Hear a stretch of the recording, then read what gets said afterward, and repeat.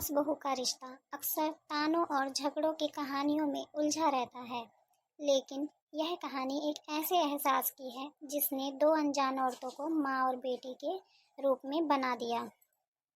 सास यानी सुमित्रा जी दिखने में थोड़ी सख्त थी, चेहरे पर हमेशा एक गंभीरता रहती, कम बोलती और घर के सारे नियम कड़ाई से लागू करती थी। और ये है सुमित्रा जी की बहू अंकिता। अंकिता की शादी को अभी 3 ही महीने हुए थे। एक नए घर में कदम रखते ही हर लड़की की तरह उसके दिल में भी अनजाना डर था। अंकिता हर काम बेहद डरते डरते करती, चाहे सुबह की चाय बनाना हो या दोपहर का खाना। उसे हमेशा लगता था कि कहीं कोई गलती ना हो जाए और सास का डांट भरा ताना ना सुनना पड़े। एक दिन अंकिता रसोई में खाना बना रही थी। उसके पति समीर दफ्तर के काम से 3 दिन के लिए शहर से बाहर गए हुए थे। खाना बनाते समय अचानक अंकिता की तबीयत बिगड़ने लगी। उसके सिर में तेज दर्द था, पूरा शरीर बुखार से तपने लगा। अरे अचानक ये मेरे सर में इतना दर्द क्यों हो रहा है? और मुझे बुखार भी है। अभी तो मेरा काम भी नहीं हुआ, खाना बनाना है, रोटी बनानी है। खाना नहीं बन पाया तो सासू माँ गुस्सा हो जाएंगी। अंकिता ने हिम्मत जुटाकर किसी तरह खाना पूरा किया और चुपचाप कमरे में जाकर लेट गई। उसने सोचा कि थोड़ी देर आराम करेगी तो सब ठीक हो जाएगा। शाम के करीब 7 बज रहे थे। घर में सन्नाटा था। अचानक उसके कमरे की कुंडी खड़की। अंकिता ने डरते डरते आंखें खोली। सामने सुमित्रा जी खड़ी थी। उनके हाथ में एक प्लेट थी। तुम शाम की चाय बनाने नहीं आई?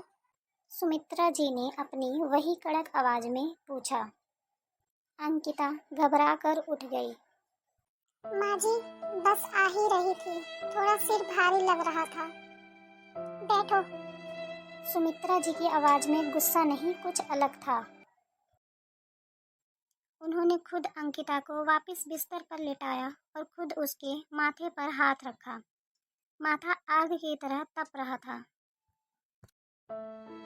सुमित्रा जी बिना कुछ बोले कमरे में बैठे बैठे अपनी बहू को देखती रहती हैं और उसकी सेवा करती हैं। उन्होंने अपने बहू के सर पर ठंडी पट्टियां रखी और उनके लिए गरम दलिया बनाकर लेकर आई। माँ जी, मैंने खाना बना लिया है। बहू, तुम चुप रहो और उठो, चुपचाप ये दलिया खाओ और दवाई लो। अंकिता की आंखों में आंसू आ गए। माँ जी, आप मेरे लिए लेके आई हैं। चुपचाप खाओ बहू।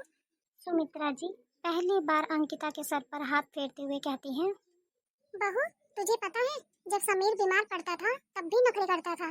तुम दोनों एक जैसे ही हो। उस पूरी रात सुमित्रा जी अंकिता के कमरे में ही रहती हैं।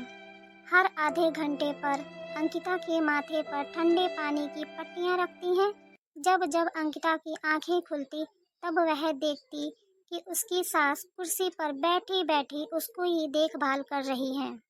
सुबह जब अंकिता की आंख खुली तो बुखार उतर चुका था।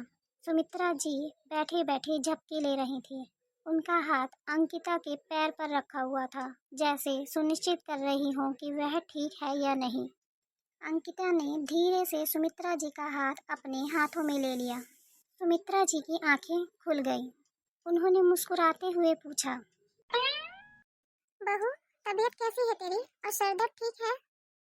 अंकिता अपने आंसू रोक नहीं पाई। वह उठकर सुमित्रा जी के गले से लिपट गई और फूट फूट कर रोने लगी। क्या हुआ बेटा, अभी भी दर्द हो रहा है क्या? सुमित्रा जी घबरा गई। नहीं माँ जी।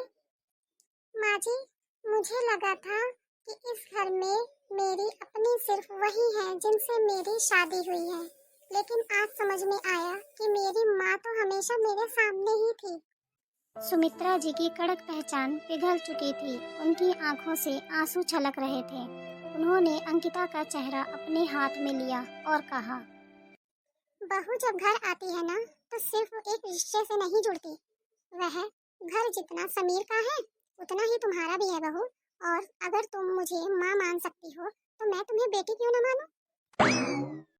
उस दिन के बाद उस घर की फिजा बदल गई।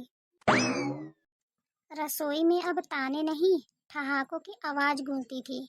सास और बहू के बीच का फासला हमेशा के लिए खत्म हो गया था, क्योंकि उस रात एक सास ने अपनी बहू में बेटी देखी और एक बहू ने अपनी सास में माँ पाली थी।